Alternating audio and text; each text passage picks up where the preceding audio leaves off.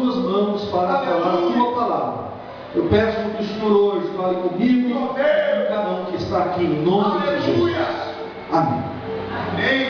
Meus amados, a gente conhece muitas histórias de homens e mulheres que doaram suas vidas pelo reino de Deus e pelas pessoas.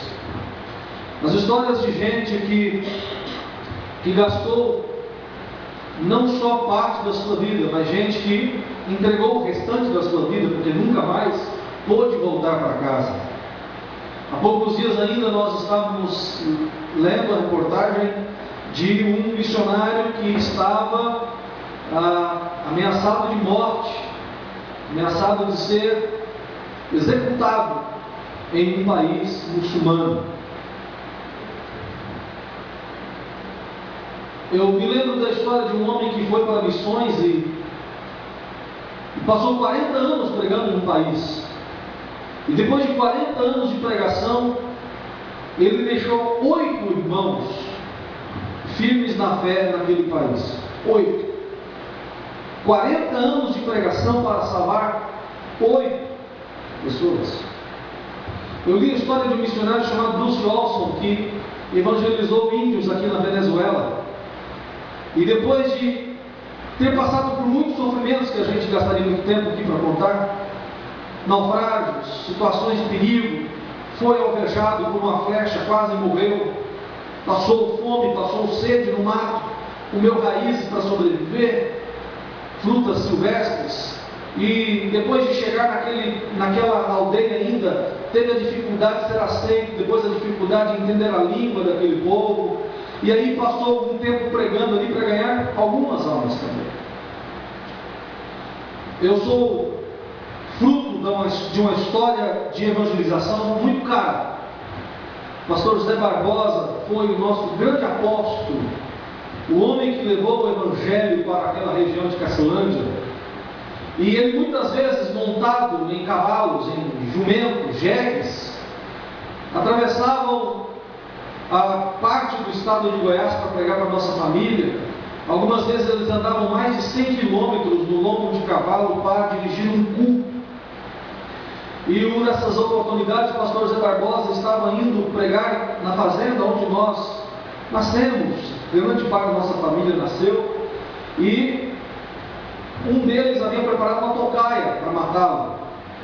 E enquanto ele ia, e aquele homem preparou a espingarda para atirar, ele ouviu outros cavalos andando ao lado do pastor, e aquele homem viu muitos soldados, na verdade quase uma infantaria inteira ao lado daquele pastor. Ele disse: se eu matar esse homem agora, vocês vão me prender, eles me matam aqui, então eu vou matar ele depois.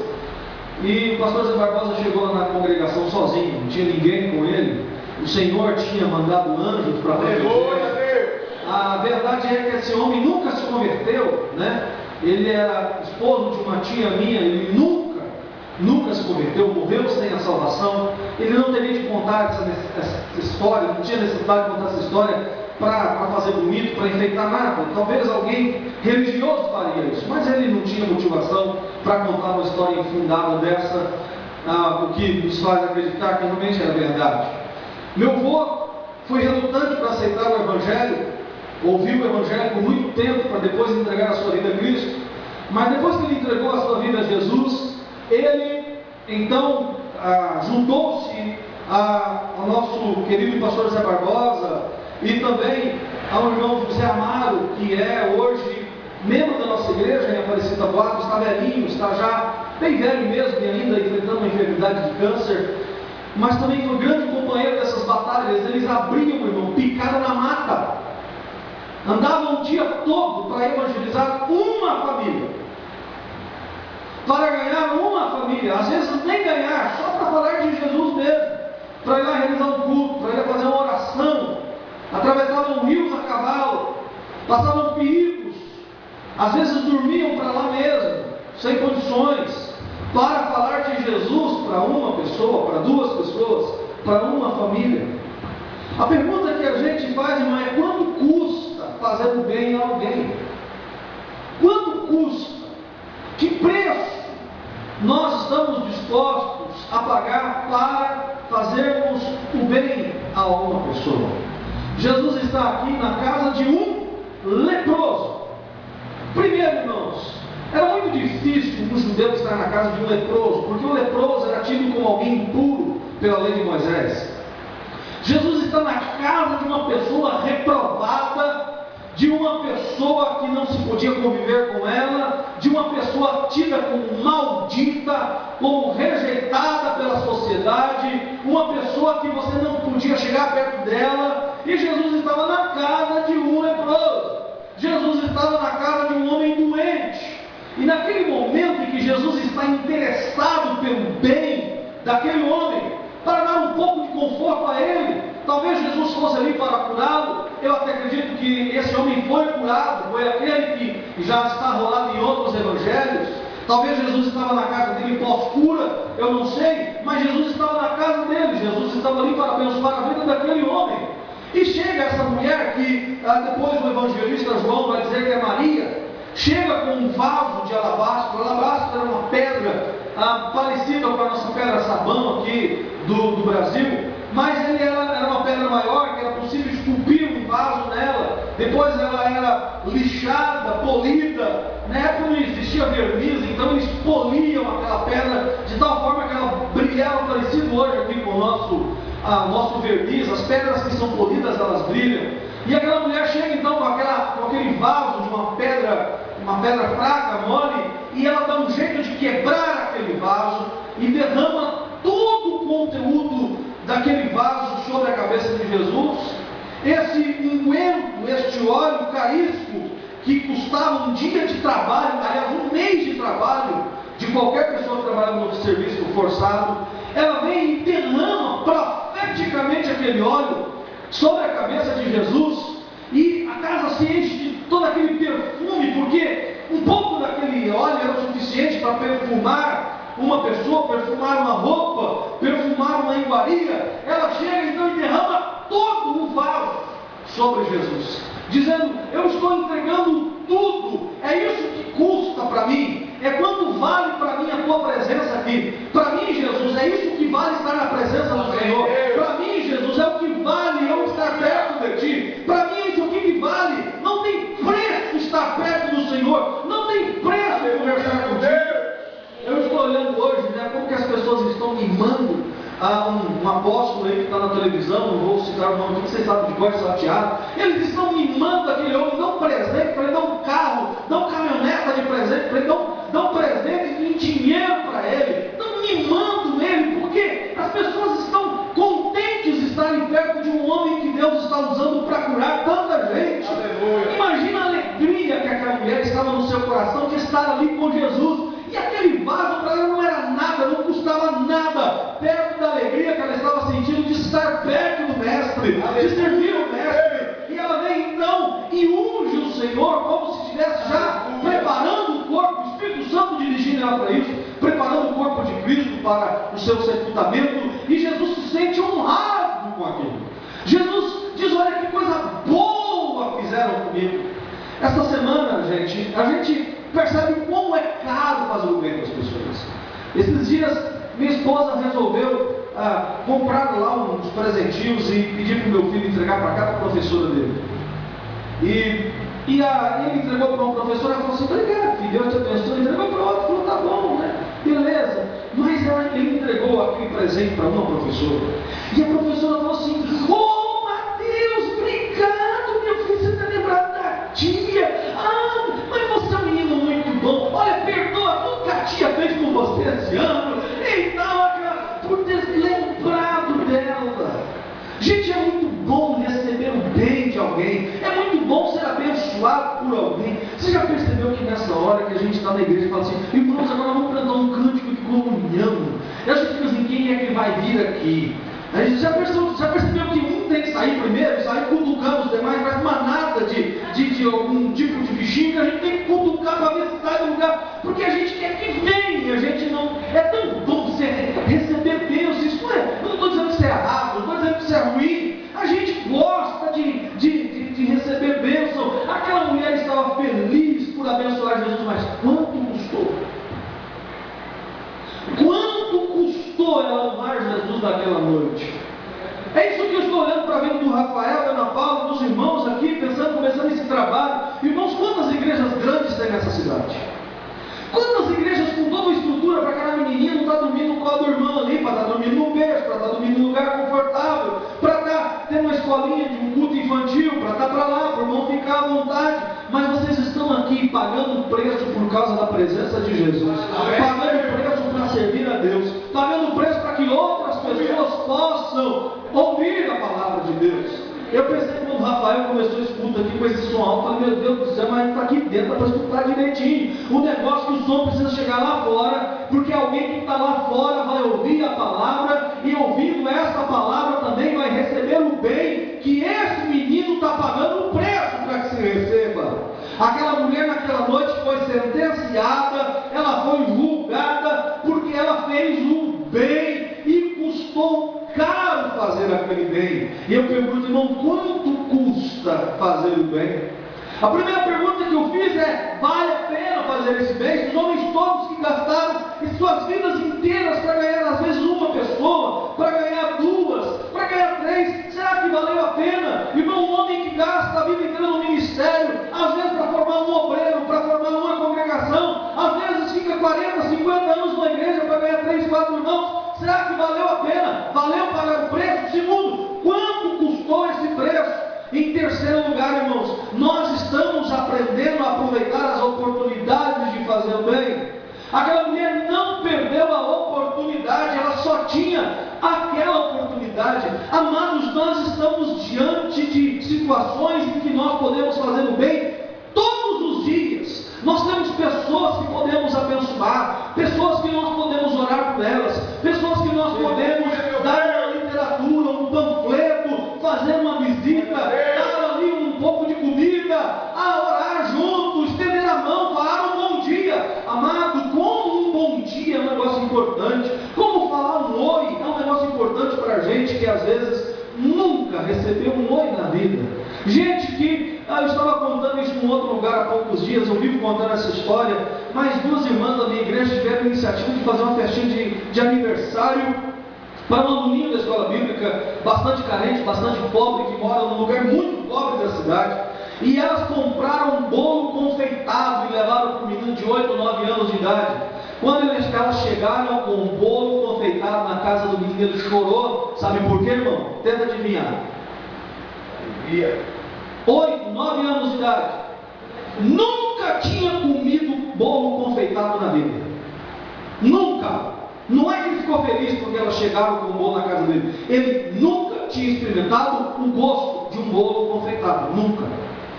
O bem que aquelas meninas fizeram para aquele moço, para aquele menino, nunca mais será esquecido. Hoje ele é um moço e não esqueceu, amanhã será um homem e não vai esquecer, e depois de amanhã vai ser um velho e não vai esquecer. Assim como Jesus disse que o que essa mulher fez aqui jamais seria esquecido. Deixa eu te dizer, o bem que você faz jamais será esquecido. Não importa a oportunidade, se ela é boa, se ela é ruim, faça o bem, porque nunca será esquecido. Aleluia, meu Deus! Nunca será esquecido. O que vocês estão fazendo nesta noite, vindo nessa reunião para o Senhor, nunca será esquecido. As pessoas para as quais você fala de Jesus, as pessoas pelas quais você ora, as pessoas pelas quais você faz o bem, irmão, elas nunca esquecerão o que você fez. Glória a Deus. Se elas esquecerem, o Pai Todo-Poderoso não esquecerá. Está escrito no memorial eterno o bem que nós fazemos quando Deus nos dá oportunidades. O apóstolo Paulo diz, irmãos, e todas as vezes que tiveres oportunidade, façam o bem. Jesus.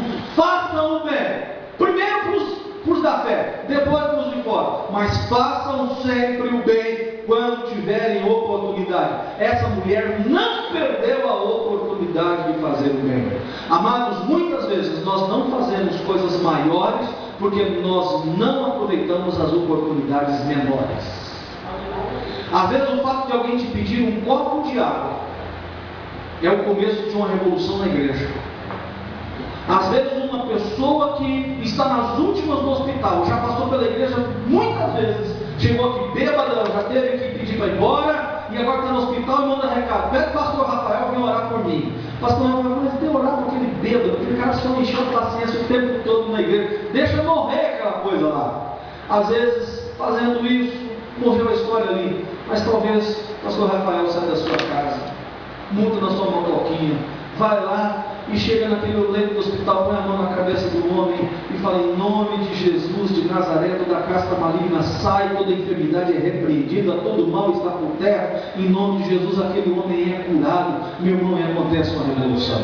Sabe que há poucos dias meu irmão estava viajando e ele estava no estado do Pará, e lá no estado do Pará tem uma bactéria assolando lá as populações, e a bactéria em poucas horas mata a pessoa que a contrai. E ele contraiu essa bactéria, meu irmão contraiu essa bactéria, e graças a Deus, com um milagre lá, ele acabou não desenvolvendo, né? Talvez o organismo também mais forte.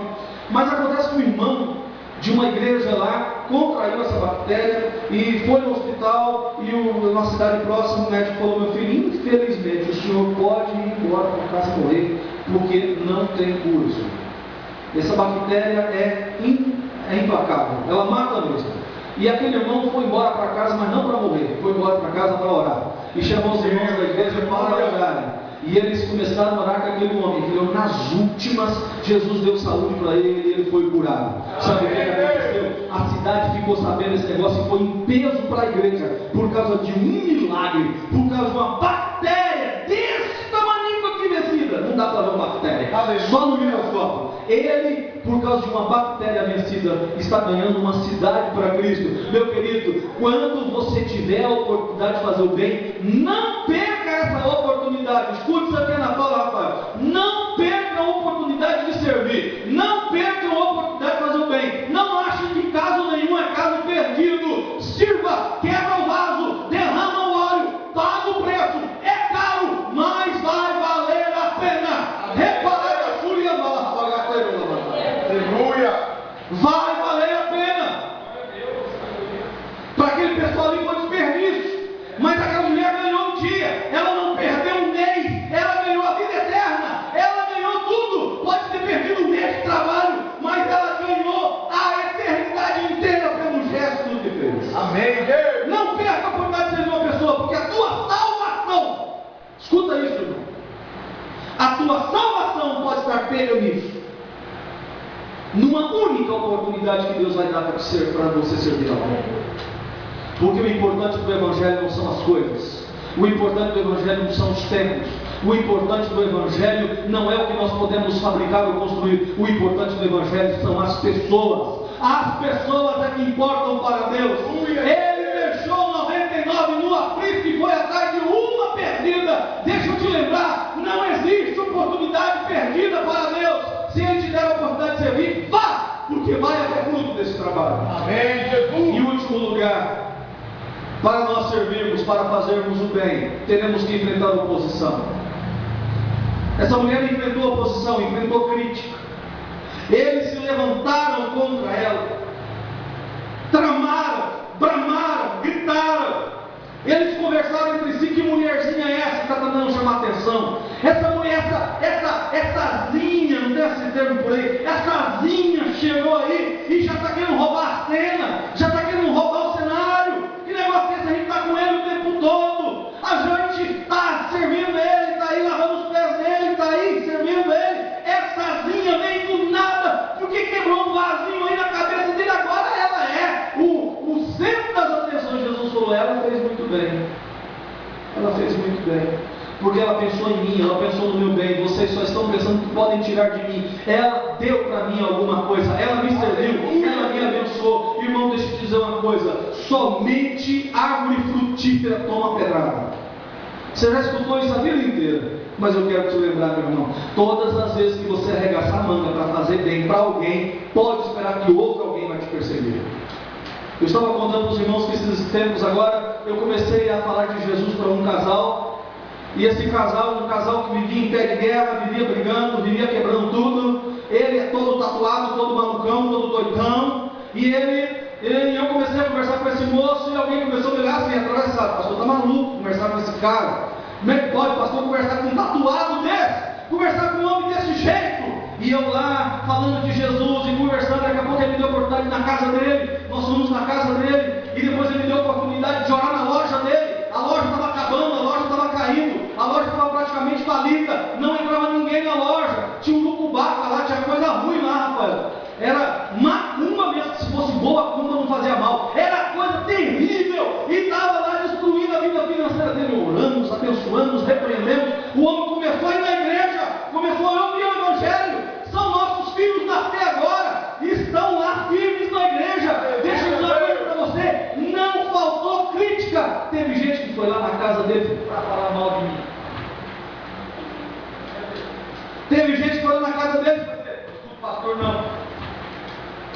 Tem um preço, meu querido, tem um preço a ser pago, e eu vou te dizer uma coisa: o maior preço que você vai pagar, na maioria das vezes, é enfrentar a opinião popular, é enfrentar a opinião das pessoas ao seu redor, dizendo: não adianta ajudar essa pessoa. Mas deixa eu falar uma coisa para você: arregaça as suas mangas, acredite, ore por essas vidas, invista a sua vida na vida delas, e Deus vai dar o crescimento da sua obra. Amém?